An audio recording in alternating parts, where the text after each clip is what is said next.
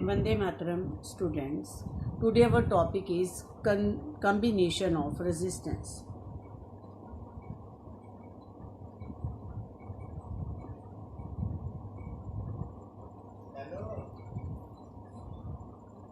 How the resistance are combined. अब resistance है, resistance हमने किया था, क्या होती है रेजिस्टेंस, उसका मतलब क्या है, उसका यूनिट क्या है।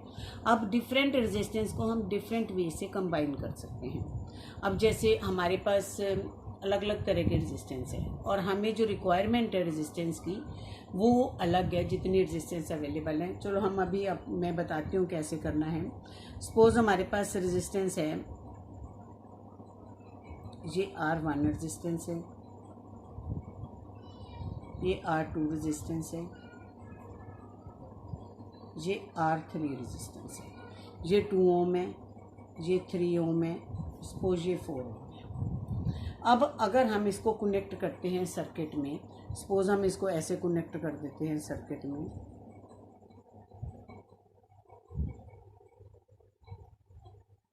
ये R1, ये R2, ये R3, बाकी वैसे ये एमीटर है, लाइक दिस। इसको हमने ऐसे कनेक्ट कर दिया।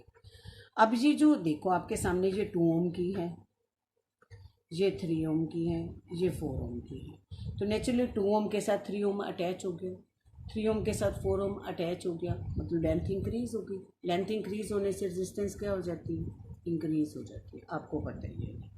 तो इसकी जो टोटल रेजिस्टेंस है वो क्या आ जाएगी, R1 plus R2 plus R3। तो कहने का मतलब टोटल रेजिस्टेंस कितनी आ जाएगी, 2 ओम प्लस 3 ओम प्लस 4 ओम, तो ये कितनी होगी, 9 ओम। तो जब हम सीरीज़ में ऐसे कनेक्ट करते हैं रेजिस्टेंस को, जब हम ऐसे सीरीज़ में कनेक्ट करेंगे रेजिस्टेंस को, तो सारी रेजिस्टेंस ऐड अप हो जाएगी। क्या हो जाएंगी, ऐड अप। इसको हम ऐसे भी लिख देते हैं आर सीरीज़। सीरीज़ का मतलब रेजिस्टेंस ऐड होती जाएगी, जितनी भी रेजिस्टेंस होंगी वो सीरीज़ में ऐसे कनेक्ट होके ऐड होती जाएंगी। तो ये सीरीज़ कनेक्शन है। ये कौन सा कनेक्शन है, सीरीज़ कनेक्शन। तो इस तरह से अगर हम देखें तो ये हमारा फार्मूला बन गया। ये हमारी ऐसी ये रेजिस्टेंस है। तो कहने का मतलब अब सपोज यहाँ पे 6 वोल्ट की बैटरी हमने लगा दी। कितने वोल्ट की लगाई है, 6 वोल्ट की। अब यहाँ पे ये पॉइंट्स अलग हैं, यहाँ पे हम एक अलग से वोल्ट मीटर लगाएंगे। एक यहाँ पे ये V1 है, यहाँ पे एक V2,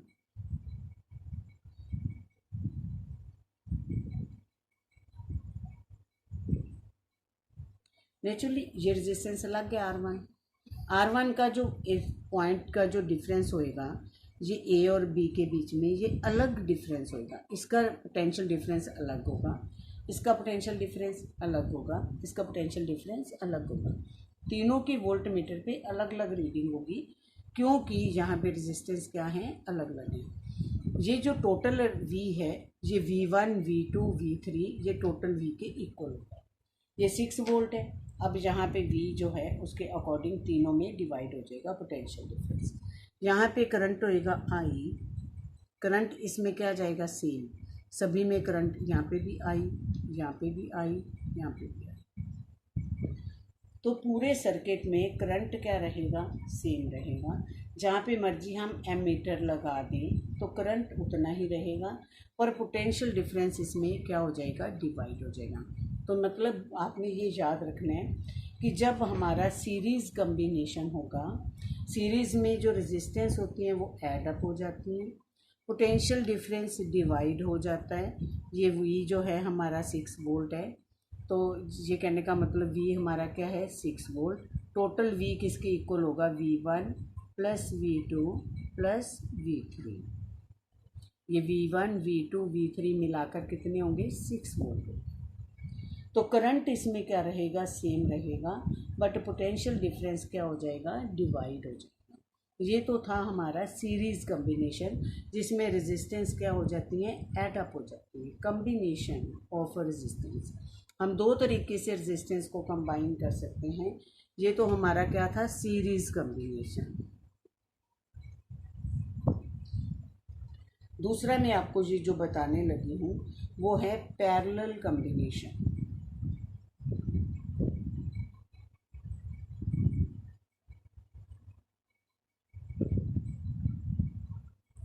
दो तरीके से हम रेजिस्टेंस को या सर्किट को हम ऐसे अरेंज कर सकते हैं, एक सीरीज कम्बिनेशन और दूसरा कौन सा है, पैरेलल कम्बिनेशन।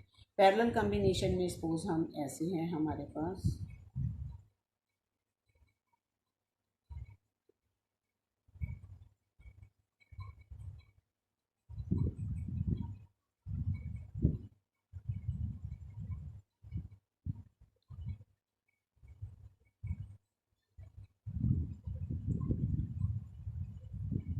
ये एमीटर है, ये हमारा यहाँ पे ये जो पॉइंट है यहाँ पे हम वोल्ट मीटर लगाते हैं। अब ये हमारी रेजिस्टेंस है R1, ये है R2, ये है R3।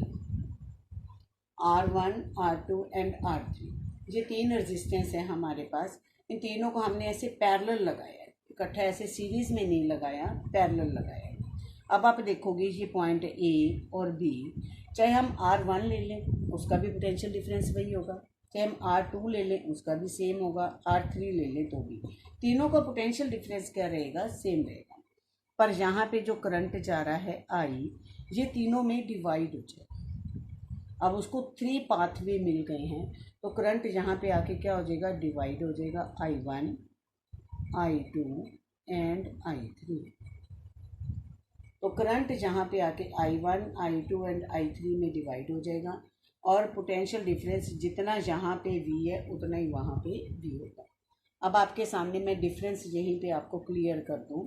यहाँ पे पोटेंशियल डिफरेंस डिवाइड हो रहा है, सीरीज में क्या डिवाइड हो रहा है, potential difference V1, V2, V3, और करंट क्या रह रहा है पूरे सर्किट में, सेम। और पैरेलल में क्या होना है, करंट को डिवाइड होना है और पोटेंशियल डिफरेंस को क्या रहना है, सेम रहना है पैरेलल कॉम्बिनेशन में। अगर हम रेजिस्टेंस की बात लें तो यहाँ पे जो रेजिस्टेंस है ये सीरीज में ऐसे ऐड अप नहीं होएगी, ये रेसिप्रोकल होके ऐड होगी। जैसे अगर हमने टोटल रेजिस्टेंस निकालनी है, टोटल रेजिस्टेंस इसमें क्या होगी, 1/R1 plus 1/R2 plus 1/R3। अगर 3 है तो 3, अगर मोर देन 3 है तो आगे हमने ऐसे बना दिया कि कितनी भी हों, चाहे जितनी भी हों, उसको 1/R1 ऐसे हम ऐड करते जाएंगे और इसे हम R पैरेलल बोलेंगे।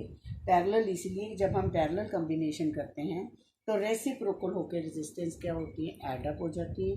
और जब सीरीज़ में हम कंबाइन करते हैं तो टोटल रेजिस्टेंस ऐड हो जाती है, मतलब इंक्रीज़ होती जाती है। और जब हम पैरेलल में कंबाइन करेंगे तो टोटल रेजिस्टेंस लेस होगी, इन तीनों से क्या हो जाएगी, लेस। इसमें जो टोटल रेजिस्टेंस होगी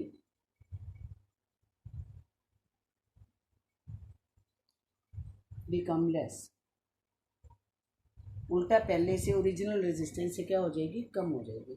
ये दो तरीके हैं जिसमें हम इसको हम पैरेलली कंबाइन करते हैं।